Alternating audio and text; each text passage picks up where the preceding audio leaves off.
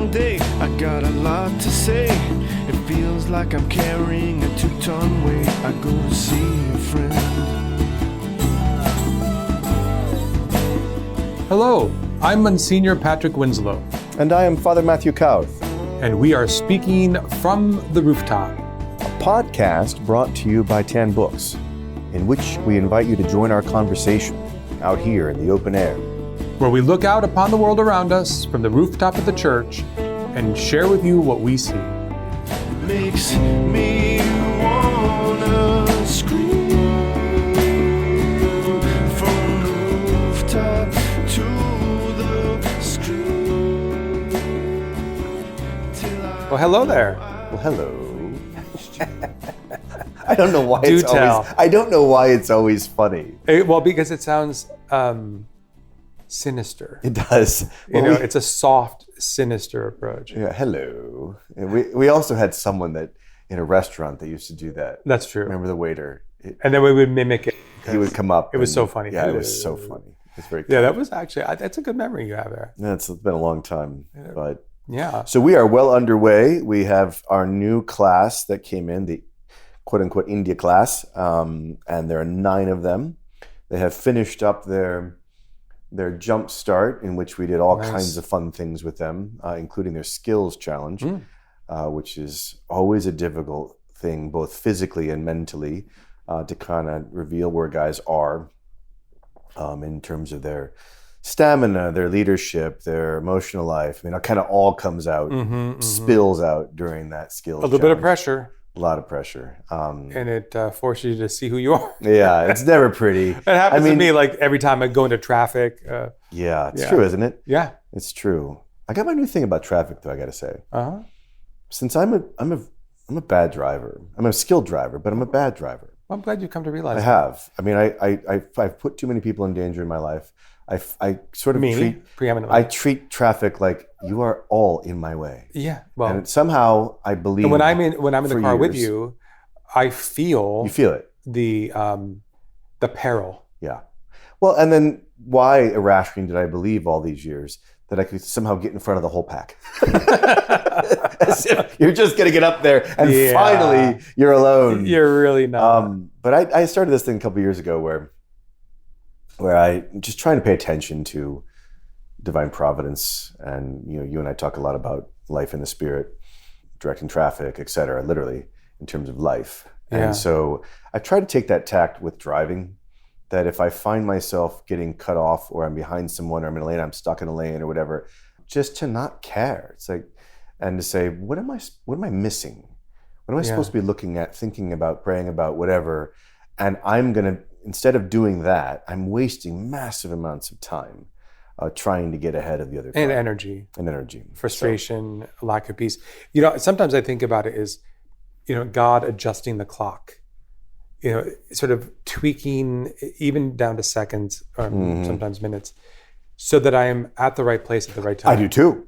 It's part of providence, right? Uh-huh, and exactly. Does it not happen? And I don't like for be adjusted, because I'm used to being able to go 65 miles an hour on this highway. Right. And then when suddenly I'm thrown off that, my go-to thought isn't, oh, God is adjusting the timing of my day so that I can be where he wants me to be at the right time. My go-to thought is, how do I get around this? Right. And how dare everyone get in my way? I know. It's so rude. Yeah. But eventually, the better thought is to get into their, divine providence. Yeah. And if we've paid attention at all in our lives, we have all realized that if I hadn't been at that spot, at that moment. There are a lot of couples who get married like that. Yeah. So much would they would have never happened. Met.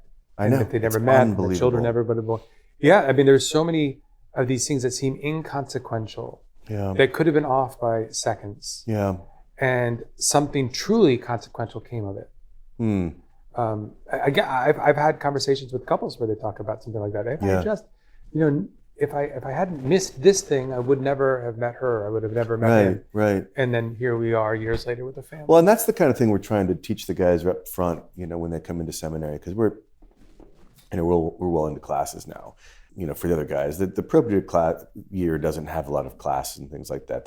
They're more focused on character formation, things of that nature. But it gives us a really great opportunity to say, even to do experiments. Like we want you to watch in the course of a day, if you're paying attention to the way in which God is moving all of creation.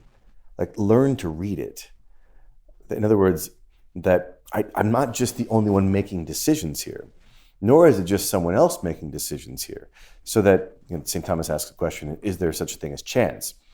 And he says, well, yes, because you might be choosing to go to the store to pick up Haagen-Dazs, and I might be choosing to go to the store to pick up, a slab of beef, and we just happened, we're both intending that. So it has an end. It's not just chance, but we didn't chance to see each other at that time. So from your circumstantial. From your cause and my cause, that is chance, even though we have genuine ends. But then he goes on to say, but it's not from the divine perspective. And that's something we can't penetrate. No. Like, how in the world can we both be free and directed? Yeah. And that's an inscrutable problem. But if you're paying any attention to your life, it's the case, to the point where you almost wonder, am I making any decisions? It's true. Well, first of all, it does boggle the mind, as well it should, right? I mean, trying to take on the mind of God. But what's beautiful for me in these early stages is when the guys are being taught this kind of thing, and to see them in the hall or something, and they run up to you like little kids saying, I got to tell you what just happened. Yeah. They're so excited. They see them when they catch a glimpse. Because that world is real. Yeah. And they knew it was real. It got them into the seminary. But then to have nothing else to do all day but kind of practice it.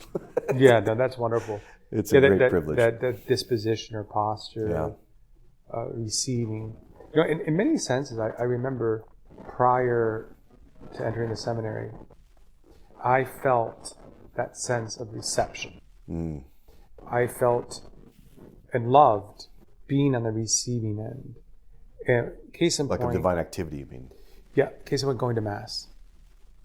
I remember I was committed at a certain point, right up to the time I went to the seminary, to go to daily Mass, but it wasn't a commitment that was made out of following through of a conviction. I was drawn. I was pulled. I wanted to be there.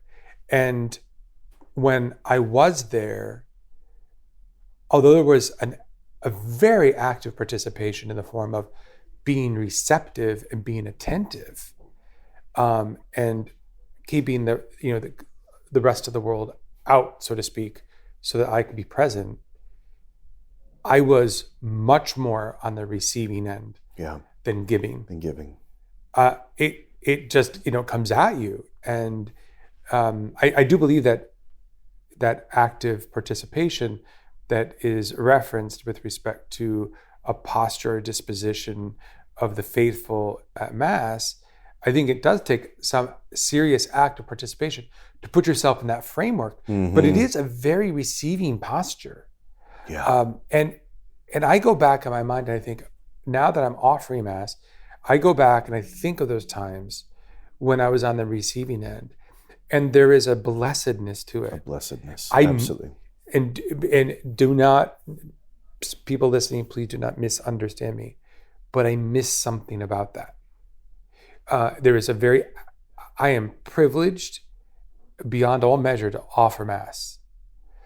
And I can't imagine life apart from it. But there is something very blessed about walking into a church, dropping down on your knees or taking a seat in the pew and just opening yourself up and receiving what the divine is laying down. And I felt that, and I was hooked to it.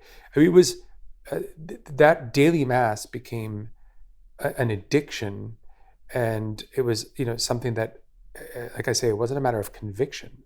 It was something happened and I received, and I was on the receiving end. And there's a line in the Song of Psalms that I love so much. Tracheme poste corremus, which is draw me after you, let us run. And that's what it feels like when you first go off to seminary, or even before, right?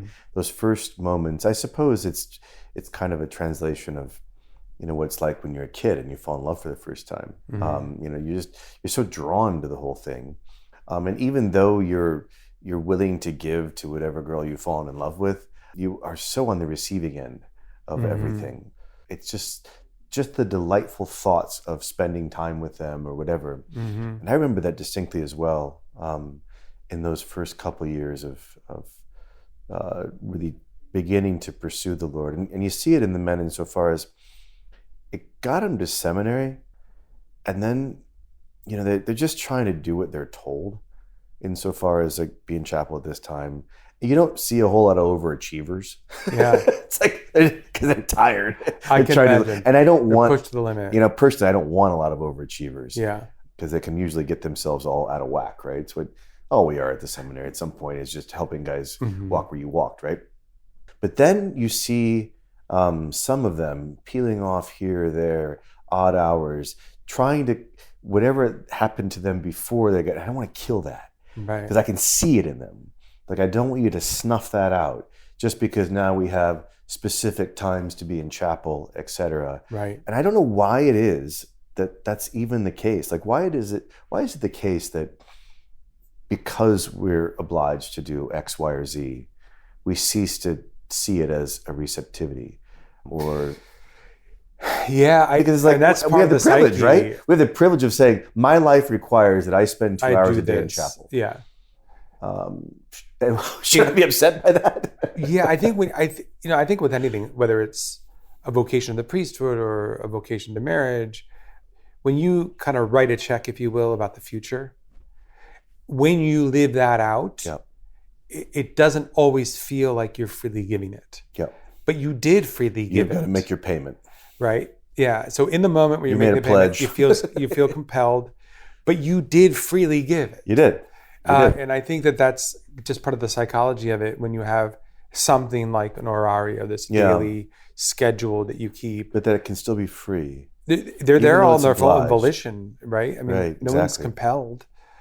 And so there is a complete freedom in the gift, but you don't feel it. You feel a step or two removed because the decision you made seems like eons ago. Yeah. And I imagine this is probably felt a great deal in the context of marriage. Right? Yeah, definitely. You feel imprisoned, perhaps, or you feel caged, and I'm not free. When there was a free gift of self that was made, but it's so long ago, perhaps, or it seems so far away that the living it out has a caged-like feel. It can. Yeah, and I suppose it is the. I'm not describing every marriage. I'm just saying, of course, this can happen. Well, I think every person feels that way at some point in any marriage, any relationship, whatever long-term any commitment. Yeah, right. There are times in which I simply have to obey the vow, whatever it is I took, and that's the old Chesterton thing. I don't make the vow because I need it when I'm getting married. I'm setting something up for myself as a kind of pledge and a safeguard for 20 years from now when I will need the vow. And that's true. And that sort of obligatory nature is the only way we ever, because we're so fickle and wishy, that we're ever going to build anything. It's saying, okay, I don't quote unquote feel like this now, but this is my life that I have chosen. And if I want to actually build something beyond the capricious movements of my emotional life or whatever else, whether I'm experiencing something from God, I'm never going to build anything. I'm just going to go look for something else that makes me feel that way again. Right. Or the old, I think it was Lewis who said that we like the feeling of falling in love. It's exhilarating, but we don't like learning how to swim. And so you jump off the diving board and you go jump off it again because it's more exhilarating. But that learning how to swim is a much more profound reality. What follows after the exhilaration? Yeah. But it's hard. And yet I get to see, maybe I think I'm seeing it in my own life and your life, which we've talked about that sort of arc where you put in a lot of time and labor into your vocation, and you're closer to the grave than you are to birth. Yeah. And you begin to think, I just want to really enjoy this. in every way, shape. I'm not just get a task done. I want to really enjoy this, and I get to see it in these young men because they do. It's all sort of fresh and new and beautiful for them. New. Yeah. And the bright when eyes. they sneak to the chapel, or they sneak a little rosary in here or there, they do this little devotion outside of the grotto or something. That private time that they have with our Lord, with the saints, that's what you felt, right? Like when you would go off to church, it was you weren't there with anyone else. You didn't go there to meet up with someone. No one knew you were going to church necessarily, and I felt it communally because I preferred daily mass. It felt to me like everyone was obliged to fill the church on Sunday. I know. And even in a communal sense, that acknowledgement that everyone's here because they have to be, kind of thing. I want to say ruined the moment. I know. But it didn't compare to what I experienced at a daily mass, which when there was no obligation. What do you think? This is maybe beyond our pay grade, but most things are. Yeah, it's true. Well, as much as we get paid. What do you think about? I go back and forth on this. There's something electric and energizing. Take, for example, a football game. You're at a football game. Mm-hmm. And you're all you're not worshiping, but you're not terribly far from it, insofar as like you're going crazy about your team. You're caught up in the spirit of the moment. You are, right? And you're high-fiving people that you don't even know. Yeah. And you're happy to be engaged in a communal activity. As a matter of fact, if you were there in the stadium by yourself, right, you wouldn't do anything. Right. Maybe you jump up and say that was amazing. Right. But there's no one to celebrate it with. Yeah, you look around and say, it'd just be awkward. Who can I, you just internal like, wow, that was cool. Yeah. And there is something about the way in which you can communally rejoice differently than you can by yourself. But on the other hand, I look back at I'm dovetailing on what you were saying about the Sunday Mass versus the weekday Mass. Mm-hmm. I felt like I was more in communion with the persons that were in daily Mass, even though we weren't singing together, we weren't just engaging in external activity together. There was a necessity. There was a feeling of necessity. Sure. That everyone had a certain need to be there. And I find it to be the case still in certain masses. For example, certainly in seminary, it's that way because everyone desires to be there. But I also found it to be the case. I love that mass that's offered on Saturday during Advent for Our Lady. Yeah, because it's offered at before dawn. Yeah, I mean we use the word love here differently. Brother Winslow hated that mass because I made him. I didn't hate it, but it was really early. It was really early, like 5:30. And the only people that show up to this, granted, it's sort of got all the stage props, right? Sure. I mean, it's dark, it's Advent season, it's Our Lady, it's candlelit. They call them rorate masses, but the only people that show up to that are looking to love God, right, and Our Lady. And when you know you've got that kind of, there's a kinship there. Yeah, and you're not even singing out loud together. Yeah, right, but you are so united in a kind of communion. Yeah. More so in some sense than when you're high-fiving the guy at the, you feel that you're connected in the body of Christ, worshiping the one true God. It's a different experience. I agree with you. I mean, there is something, for lack of a better word, electric. There is something charged in that atmosphere, and it's not charged in the sense of being ecstatic. It's charged in the sense of being intense. Yeah. Because so especially something like that mass, intentional and intense. Yeah, there's such a depth in the air. Yeah, it's not because there's a very how would I put it, calm and tranquil atmosphere. So to say that you have a charged but calm and tranquil atmosphere almost seems like a paradox, a contradiction rather, and it's charged in the sense that it's dense. It's charged in the sense that there's something more than the sum of the parts that's flowing through it. and beautiful, and it's palpable. I did an experiment one time. I think it was coming off of one of those sorts of masses. Actually, no, it was a smaller mass. We had to be. Remember that old chapel we had at St. Thomas? Yeah. That little tiny chapel. Yeah. So for whatever reason, the church was unusable, Mm-hmm. and we had, I don't know, we tried to get pack 30 people. Oh yeah, because we were doing some renovation. Renovations. Yeah. We packed 30 people in a little chapel, Mm-hmm. and it wasn't a normal mass. It was it snowed or whatever else. The mass was canceled. People came, but they wanted to be there, and so I had that experience again of people really wanting to be there and really praying. And so the next Sunday, I was at St. Mark's, and that's a large congregation, right? Mm-hmm. There's a lot of people. Mm-hmm. And I said, I want to explain to you an experience that I've had on many occasions. And I want to see if we can recreate it. I'm not asking that we're all going to feel something or whatever. I'm not going to, Mm-hmm. Where am I trying to manipulate God? Obviously. But I just want everyone to try this. I'd like you to pray at this Mass. Which sounds so horrible, Yeah. but it's often true, right? That no one is actually praying.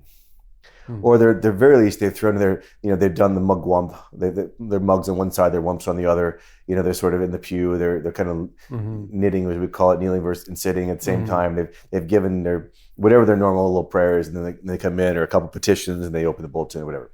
Not that's everyone. There's a lot of people trying to pray. Don't get me wrong. But I like, if we could just get everyone engaged at one Mass, what would that be like at a size of a church like that? And so I just kind of gave them some pointers about, you're going to get distracted, you're going to peel off on me, but let's just try it one time together. Everyone, let's actually pray. So how'd it go? And it was incredible. It was absolutely incredible. It was one of those things where I thought, maybe I should do this more often. But it wasn't just my personal experience with the thing. I mean, it was after Mass. I think everyone thought they had to come up and tell me what their experience was. Right. Get me some data points. And again, this is just one experience. Sure. But it was great the way people responded. That's fantastic. It's a great idea. It's so simple. It's so simple. I didn't really preach. That's all I did. It's like, let's just try this together. Right. We're going to do some preparation right now. Don't say, may the Lord accept the sacrifice at your hands for the praise and the glory. How about we intend what we're saying? This goes back to full circle of the it's true. What we were talking about Psalms. And was it in the last session? The last session. About repetition, and sometimes can be your enemy, in the sense that if you memorize something, it's hard to capture the conscious meaning. And yet we need the ritual, because the difficulty is, if you're trying to be spontaneous, it's the same sort of thing of trying to remember a line from a song. And you won't be. You can't be. You will just repeat yourself, just on a different cycle. Yep. I mean, you and I have been put in that situation a lot, where you're being spontaneous. Well, you're going to go back to some formats or templates that you created in your head. I can't actually speak in front of a large group of people and not think about what I'm saying. Yeah. Whereas if I'm praying by myself, I can. Yeah. But as a priest, you can't just say whatever comes in your head. And quite honestly, I'm not interested, when I go to Mass in particular, right? I'm not interested in, fathers riffing on a theme in the prayers of the Mass. Right. I mean, his opportunity. Much less giving how sometimes when you have spontaneous prayer, you begin to pray to God, but then you're telling everyone and Lord, we just hope everyone comes to the bingo on Saturday night. Right. And brings their checkbook. It becomes an infomercial. Your ulterior motives, infomercial. They all pop through. But no, no. Our bishop was talking to us one day, and he was talking about spontaneous prayer. Yeah. And he had gone into a horrible situation, death of a kid in the school, and he's there with the family, right, to tell them that their child has died. Right. And his point was that it just didn't seem like this was the time to say a rote prayer. Yeah. And then I agree with that. It's so there is a place. Moment. Yeah. There's a place, definitely a place to say, I've got to grab and acknowledge what is happening here and offer this to God. Sure. It's just not an easy thing to do without it being. This doesn't fit into a normal category of a moment. Yeah. No, it's true. I understand entirely. And yet, for example, when you start up a meeting or something. I've kind of taken to the idea daytime prayer. The daytime prayer, the I morning think it's prayer. beautiful. It's just a beautiful, in a little prayer that's already composed. It's different in the sense I'm not going to say the same thing tomorrow because it's on a cycle, right? So Yeah. And maybe part of the reason we don't feel as if we can do that in those moments is that, with some of our memorized prayers, we're not attending to the words that are there and intending them. I can't give a better prayer than the Our Father. Right. But at the same time, but I can't actually make the prayer. I can't make it your prayer. Mm-hmm. I can't make you pray. Yeah. I don't know. It's an interesting question. Oh, it but is. We can't solve explore this that now. question on this one. Oh no, we've come to an end of our time. We've come to the end of our time. Which is just as well. We don't want to exhaust the well. No, I don't think we're ever going to exhaust the wells, especially with the lack of depth that we have. Well, that's true. We go down. It's like the little kids when they plug their nose and try to hit the bottom of the pool. They just end up doing a somersault. That's right. Oh, heavens. But before we go. Yes. Oh, me. You punt to me. Yeah. Well, fall is in the air. Yeah. The mornings are just a tiny bit cooler. Oh, I know. Which is delightful. I can see a little hue on a leaf every now and then. Yep. There's a certain smell that comes when the air is crisp. So I don't want to give summer a bum's rush. But at the same time, it's hard. There's something so comforting. It's so comforting about autumn. I love autumn. It's my favorite season. Oh, I think most people would say that, except that it just doesn't last as long as you want it to. However, in North Carolina, it lasts a long time. It does. You get a lot of what what are they in the Northeast we call them Indian summer days. I have no idea where the expression comes from, but it just meant like a beautiful, warm, sunny day in the autumn season. Yeah.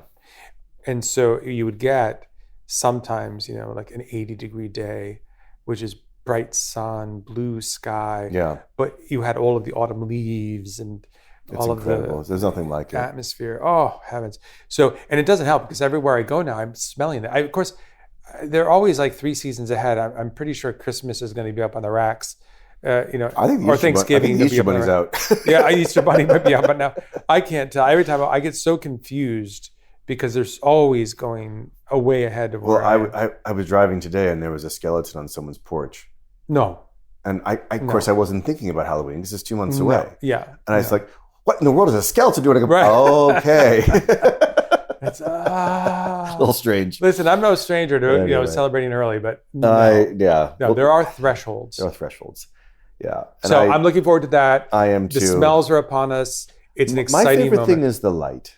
The light. I love the way in which the light softens. Because summer is difficult. It's great for boating. It's great for beach sports, whatever. But and I like to get hot. I mean, I love that sort of feeling of summer. Like, okay, you're going to sweat out there, but you're it's great. Sun-kissed. You're sun-kissed, and that feeling of the warmth on your skin after you get out. But nevertheless, that softening of the light, not just it getting darker earlier. It's a different sun. And being able to sit outside, and especially in the evening, as that sun is just sort of in the half light of the evening tide, is so delightful. So we are blessed to have seasons. So and your birthday. Of course, that's what it's all about. It'll be October 4. Yeah, 22 Arctus Avenue. If you want to send a gift. Yeah, sardines. Sorry, I like sardines. You probably do. Oh, God bless you all. Talk to you soon. All right, ciao. Makes me wanna scream from the rooftop to the screen. Thanks for listening to this episode of From the Rooftop. For updates about new episodes, special guests, and exclusive deals for From the Rooftop listeners, sign up at rooftoppodcast.com.